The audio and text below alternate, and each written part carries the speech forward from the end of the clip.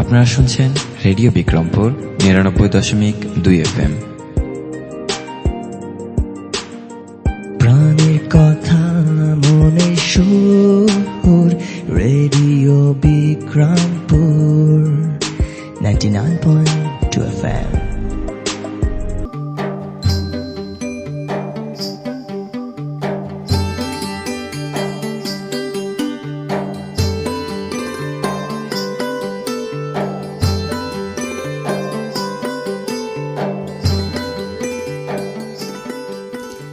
বিশ্বে যা কিছু মহান সৃষ্টি চিরকল্যাণকর, অর্ধেক তার করিয়াছে নারী, অর্ধেক তার নর। সুপ্রিয় শ্রোতা, সবাইকে প্রীতি ও শুভেচ্ছা জানিয়ে শুরু করছি নারী ক্ষমতায়ন, মত প্রকাশের স্বাধীনতা ও অধিকার আদায় করণীয় বিষয়ক রেডিও ম্যাগাজিন অনুষ্ঠান অপরাজিতা। আজ শুনবেন অনুষ্ঠানের ২৩তম পর্ব। আমাদের এবারের বিষয় নারীদের অধিকার প্রতিষ্ঠায় করণীয়। পুরো অনুষ্ঠান জুড়ে আপনাদের সাথে থাকবো আমি সাদিয়া। প্রিয় শ্রোতা, আপনারা শুনছেন রেডিও বিক্রমপুর ৯৯.২ FM। অনুষ্ঠানটি আম্বালা ফাউন্ডেশনের সহায়তায় নির্মিত এবং অনুষ্ঠানটি প্রচার করছে রেডিও বিক্রমপুর ৯৯.২ FM। আমরা আমাদের অনুষ্ঠানের মাধ্যমে চেষ্টা করব নারীর ক্ষমতায়ন, মত প্রকাশের স্বাধীনতা ও অধিকার আদায়ে করণীয় সম্পর্কে স্থানীয় পর্যায়ে জনসচেতনতা বাড়ানোর। সৃষ্টি থেকে শেষ অবধির কেন্দ্রে রয়েছে নারী।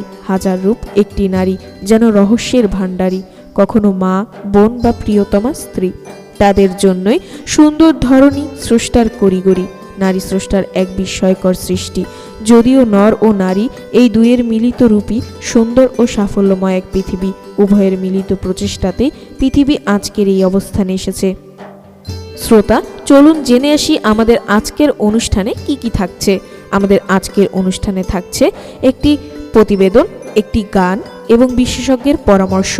তুমি দারুণ, তুমি আলাদা, তুমি সুন্দর, আর তাই তো তুমি নারী। সুপ্রিয় শ্রোতা, চলুন অনুষ্ঠানের এই পর্যায়ে শুনে আসি বিষয়ভিত্তিক একটি প্রতিবেদন। নারী মা, মেয়ে, অর্ধাঙ্গিনী। জীবনের কোনো অধ্যায় কি আছে যেখানে নারী নেই? একটি পরিবার থেকে শুরু করে পুরো রাষ্ট্রেই নারীর পদচারণা এবং সকল ক্ষেত্রেই নারী এখন এগিয়ে যাচ্ছে। তবে কিছু কিছু ক্ষেত্রে প্রতিবন্ধকতা যে নেই তা কিন্তু নয়। পরিবার থেকে শুরু করে সমাজের বিভিন্ন ক্ষেত্রে সব সময় বাধার সম্মুখীন হচ্ছে নারী। তবে সেই বাধাগুলো কাটিয়ে নারী আজ স্বমহিমায় উজ্জ্বল। সমাজের প্রতিটি ক্ষেত্রে পুরুষের পাশাপাশি নারীও আজ অবদান রেখে যাচ্ছে। একটি সুন্দর ও সুশীল সমাজ গঠনের জন্য নারী ও পুরুষের সমান উপস্থিতি প্রয়োজন। এই বিষয় বলেছেন নারী উন্নয়ন সংস্থার সভাপতি নার্গিস আক্তার। পুরুষের পাশাপাশি নারীদেরকেও এগিয়ে আসতে হবে তার অধিকার প্রতিষ্ঠার জন্য। তাহলেই আসলে সত্যিকার অর্থে সুন্দর এবং সুষ্ঠু একটা সমাজ আমরা গঠন করতে পারবো। নারীদের পেছনে রেখে কোনো সমাজ বা জাতি কোনোভাবেই এগিয়ে যেতে পারে না এবং পাশাপাশি নারীকেও তাদের অধিকার সম্পর্কে সচেতন হতে হবে। তবেই এগিয়ে যাবে আজকের নারী, আজকের সমাজ। সেই প্রত্যাশা রেডিও বিক্রমপুর 99.2 FM, মুন্সিগঞ্জ।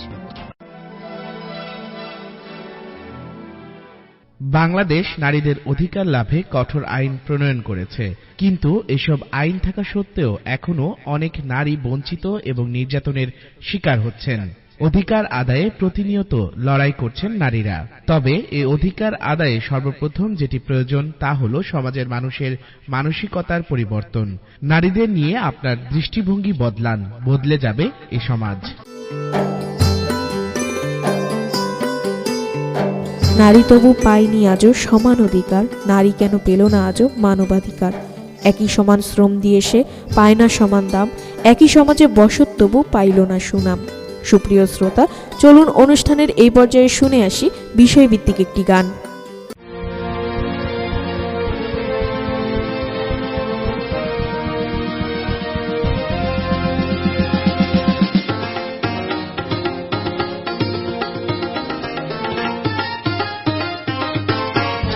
নারী জাগো বন্দি শিখা, জাগো নারী জাগো বন্দি শিখা, জাগো সাহা সীমন্তে রক্ত টিকা, জাগো সাহা সীমন্তে রক্ত টিকা, জাগো নারী জাগো বন্দি শিখা, জাগো নারী জাগো বন্দি শিখা।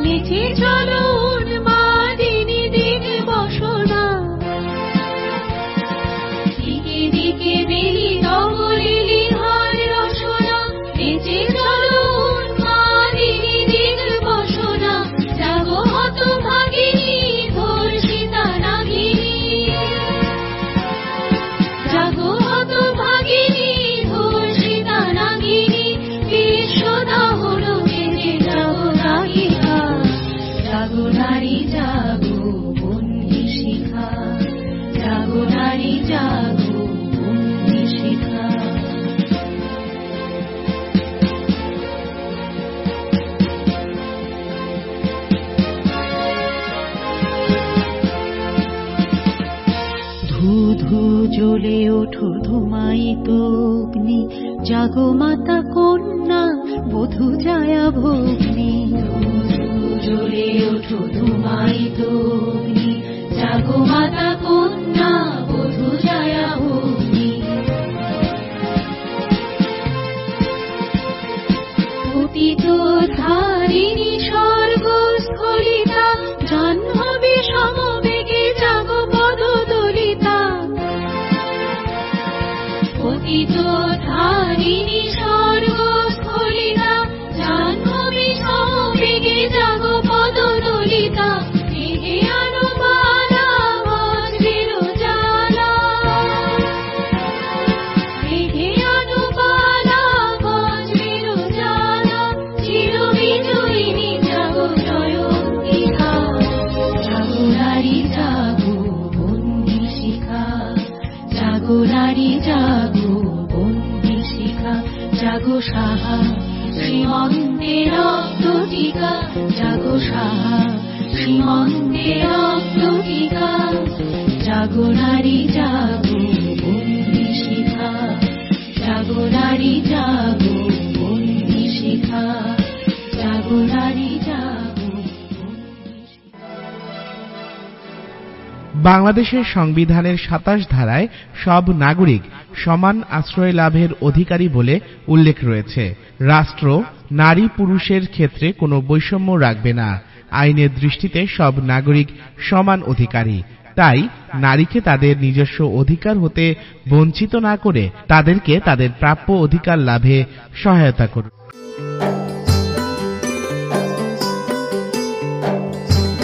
হে নারী, পৃথিবীর সবচেয়ে সুন্দর ফুল আর সবচেয়ে বর্ণময় কবিতার চেয়েও আকর্ষণীয় তুমি। প্রিয় শ্রোতা, চলুন অনুষ্ঠানের এই পর্যায়ে শুনে আসি বিশেষজ্ঞের পরামর্শ।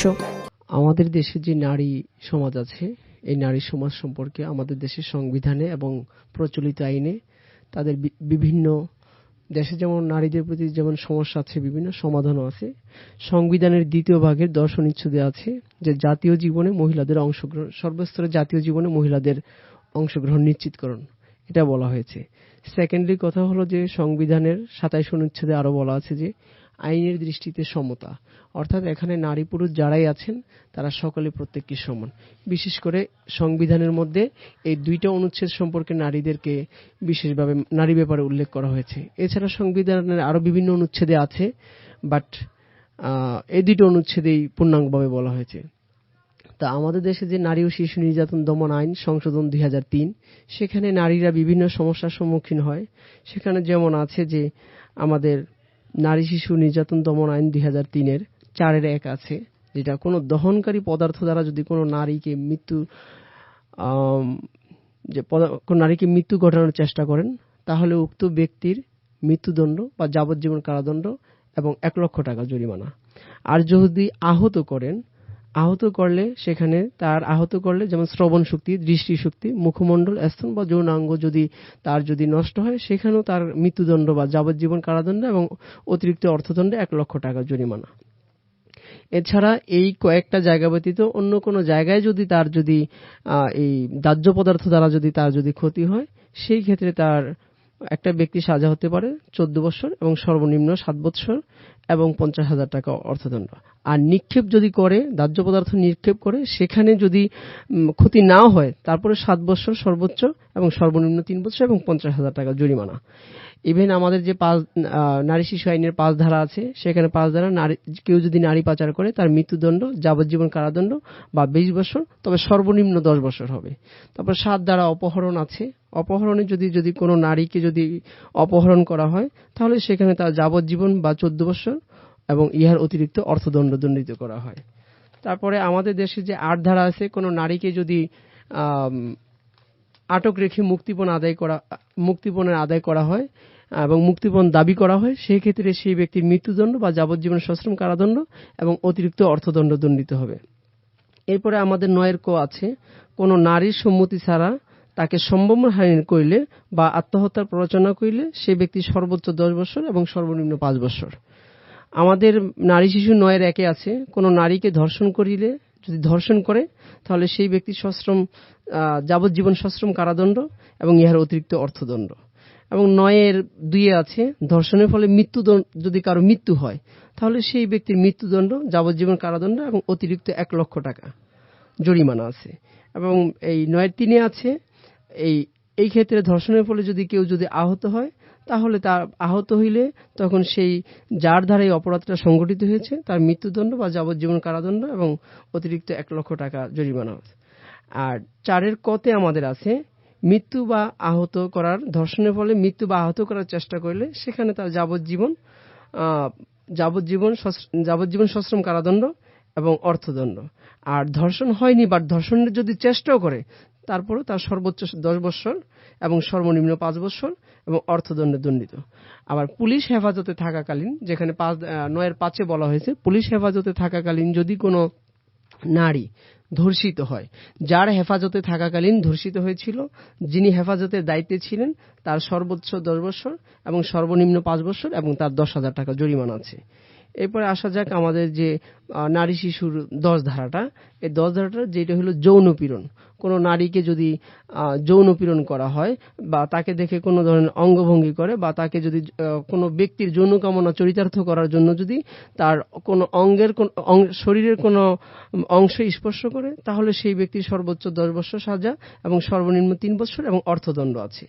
এরপর 11 ক, যেটা আমাদের দেশে সবচেয়ে বেশি প্রচলিত, এই নারীরা বিয়ের পরে যারা স্বামী কর্তৃক এই ধরনের সমস্যার সম্মুখীন হয়ে থাকে সেই ক্ষেত্রে হইল আমাদের নারী শিশু নির্যাতন দমন আইন 2003-এর 11 ক, যেটা যৌতুকের জন্য স্ত্রীর কাছে যৌতুকের দাবি করলে সেই ক্ষেত্রে যদি তার এই যৌতুকের জন্য মারপিট করিয়া তার যদি মৃত্যুবরণ হয়, সেই একটা নারীর যদি মৃত্যুবরণ হয় সেই ক্ষেত্রে সেই স্বামীর বাবা মা যারাই এর সাথে জড়িত থাকবে না কেন প্রত্যেককে যাবজ্জীবন কারাদণ্ড এবং অর্থদণ্ড। আর যদি এই যৌতুকের জন্য, যেটা 11 খতে আছে, যৌতুকের জন্য যদি মারাত্মকভাবে জখম করে সেক্ষেত্রে যাবজ্জীবন বা 12 বছর এবং সর্বনিম্ন 5 বছর এবং অর্থদণ্ডে দণ্ডিত করা হবে।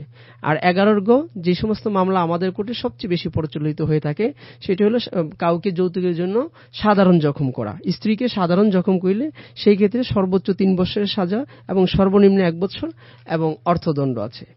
এরপরে আসা যাক যে আমাদের নারী শিশু আইনের যে 13 ধারাটা, ধর্ষণের ফলে যখন কোনো সন্তান জন্মলাভ করে সেই সন্তানের কি হবে? সেই সন্তান হলো মায়ের যে আত্মীয় স্বজন আছে, মায়ের বাড়ির আত্মীয় স্বজনের কাছে বড় হবে, তিনি পিতা বা মাতা উভয়ের পরিচয় পরিচিত হবে এবং তার 21 বছর পর্যন্ত রাষ্ট্র তার ব্যয়ভার বহন করবে। এটা আমাদের আইনে আছে। তবে 21 বছর অধিক যদি কোনো মেয়ের যদি বিয়ে না হয়, তারও অধিক সময় যদি তার লাগে সেক্ষেত্রে সরকার বহন করবে। আর যদি কোনো পঙ্গু বা শারীরিক প্রতিবন্ধী, যতদিন পর্যন্ত তিনি পরিশ্রম করার বা অর্থ উপার্জন করার ক্ষমতা অর্জন করতে না পারবেন ততদিন পর্যন্ত আমাদের এই সরকার ব্যয়ভার গ্রহণ করবে। তারপর নারী শিশু আইনের যে 14 ধারাটা আছে, যদি কোনো সংবাদ মাধ্যমে এই যে পরিচয়টা, যে নারীটা নির্যাতিত হলো বা যে শিশুটা নির্যাতিত হলো, যদি তার এই কেউ বাধা নিষেধ করে, যেই ব্যক্তি দায়ী এটা প্রকাশ করার জন্য, তার 2 বছর সর্বোচ্চ এবং 1 লক্ষ টাকা তার জরিমানা আছে। আর এই সম্পদটা যেই ক্ষেত্রে যে এতক্ষণ আমি যে সাজার কথা বললাম, যে অর্থদণ্ডের কথা বললাম, এই অর্থদণ্ড ব্যক্তি বা যার সম্পদ আছে, ক্যাশ টাকা নেই কিন্তু সম্পদ আছে, তার থেকে সেটা আদায় হবে। যদি তার সেই মুহূর্তে কোনো টাকা নাও থাকে, তারপরেও পরবর্তীতে যদি তিনি মালিকানা হয়, কোনো সম্পদের মালিক হয়, সেই সম্পদ থেকে তিনি তার যে সাজা হয়েছিল বা যে অর্থদণ্ড করা হয়েছিল সেটা পরিশোধ হবে। তবে অন্যান্য দাবিও যদি অন্য কোনো মানুষের দাবি থাকে সেই দাবিটা পরে, কিন্তু এই দাবিটা আগে পূরণ করতে হবে। এছাড়া আমরা যে কোর্টে সবচেয়ে বেশি আমাদের মামলা মোকদ্দমা পরিচালিত হয় সেটা হলো 1980 সনের যৌতুক নিরোধনের 4 ধারা। এই 4 ধারার মধ্যে সেখানে যদি কোনো নারীর নিকট যৌতুক চাওয়া হয় এবং যৌতুকের জন্য তাকে মানসিকভাবে চাপ প্রয়োগ করা হয়, সেই ক্ষেত্রে যদি তিনি প্রমাণ করতে পারেন, তাকে সর্বোচ্চ 5 বছর এবং সর্বনিম্ন 1 বছর পর্যন্ত অথবা জরিমানা উভয় দণ্ডে দণ্ডিত। আমাদের দেশে এত আইন রয়েছে, প্রচলিত আইন আছে, যে আইন দ্বারা নারীরা তাদের অধিকার প্রতিষ্ঠা করতে পারে, নারীরা তাদের ন্যায় বিচার পেতে পারে। এজন্য আমাদের মানবাধিকার সংস্থা, লিগ্যাল এইড, বিভিন্ন সংস্থা রয়েছে। তারপরেও আমাদের দেশে হয়তো নারীরা অনেকেই আইন সম্পর্কে অজ্ঞ, অনেকেই লিগ্যাল, গরিব অসচ্ছল পরিবারের মানুষরা লিগ্যাল এড বা মানবাধিকার সংস্থা চিনে না, যার ফলে তারা সঠিক ন্যায় বিচারটা পায় না। বাংলাদেশের সংবিধানে নারীদের অধিকার নিয়ে বলা আছে, তবে আমাদের সমাজের অনেক মানুষই সেসব অধিকার বা আইন সম্পর্কে জানেন না। আমাদের সমাজের প্রতিটি নারীর তার প্রাপ্য অধিকার সম্পর্কে জানতে হবে এবং তা আদায় করতে হবে, তা না হলে সবসময় বঞ্চিত হয়ে যাবে নারীরা।